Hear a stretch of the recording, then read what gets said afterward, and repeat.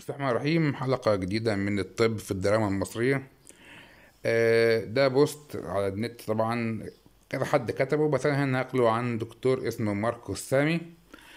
ده مشهد من مسلسل الكتيبة 101 اللي بيذاع السنة دي في رمضان 1444 2023 ميلادية. ده الرائد نور وهو في العناية المركزة أو في غرفة الرعاية، وهو المفروض هو مصاب حرب يعني. ف الأدوية اللي حاطينها له، نشوف بقى الأدوية بتعمل إيه. الأدوية حاجة اسمها كلوفرين، وحاجة اسمها أنتودين. طبعا أنتودين ده معروف بتاع الحموضة بتاعة المعدة، والكلوفرين دواء للقولون العصبي. فقال هما بيعملوا إيه في أوضة رعاية لواحد طالع من حرب. إيه، هو كان بيحارب مع أبو مازن السوري يعني، كان بيحارب مع مطعم يعني. فده مش منطقي يعني. طيب، هفترض ان هو عنده حاجه ممكن تحتاج انتي، ماشي، ممكن نعديها يعني، مش قوي.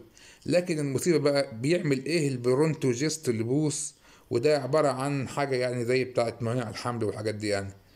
ده لبوس مهبلي بيعطى للسيدات، اصلا عباره عن بروجستيرون يعني.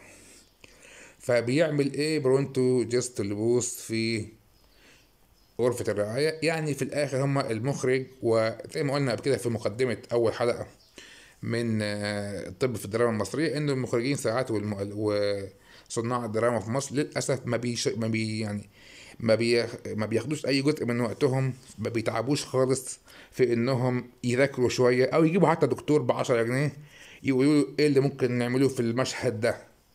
يعني هو المفروض أنت لما تجيب مشهد محكمة، تجيب واحد محامي أو واحد يعني شغال في المحكمة، وتخليه فعلا يعمل لك جو المحكمة. لما المفروض تعمل يعني، ده المفروض الدراما تبقى اقرب ما يكون للواقع. لما اجيب مشهد في اسم بوليس، لازم اجيب اسم بوليس حقيقي او حاجه شبهه حقيقي. لما اجيب محكمه زي ما قلت يبقى محكمه. لما اجيب حرب يبقى اقرب ما يكون للحرب. يعني حرب اكتوبر، الافلام اللي اتعملت في حرب اكتوبر كانت باشراف من الناس اللي حاربت فعلا، او الناس اللي شافت الحرب او حضرت الحرب فعلا، وده كان مديها مصداقيه كبيره. رغم انه برضه ما عجبتش المحاربين نفسهم، قال لك ان الافلام بتاعت حرب اكتوبر اقل بكتير من الحقيقه. لكن برضه كانت فيها حته يعني ايه كبيره من الحقيقه. انما في امور الطب بالذات ما اعرفش، بيجوا عند الطب وبيكسلوا. فيعني هو كان هيحصل ايه لو هو كان جاب شويه ادويه من الادويه اللي فعلا بتستخدم مع المريض في العنايه المركزه، او المريض اللي بينزف، او المريض اللي محتاج رعايه. مش يجيب له برونتوجيست البوس مهبلي اللي بتاع الستات، مع كلوفيرين دواء للقولون العصبي، مع انتودين دواء حموضه ودواء معده ودواء قرحه معده. فانا مش عارف يعني وبعدين في الجماعه يعني يتعبوا شويه يعني ال يعني الحاجات اللي ما كناش ناخد بها بالنا منها زمان كانت بتعدي. دلوقتي طبعا الفيسبوك ما بيسيبش حد يعني. فرجاء يعني، وكان ده كمان بيسوق يعني سمعة الدراما المصرية بره للأسف برضه. فيعني أفضل يعني، أو يعني أتمنى إنه الحاجات دي ناخد بالنا منها.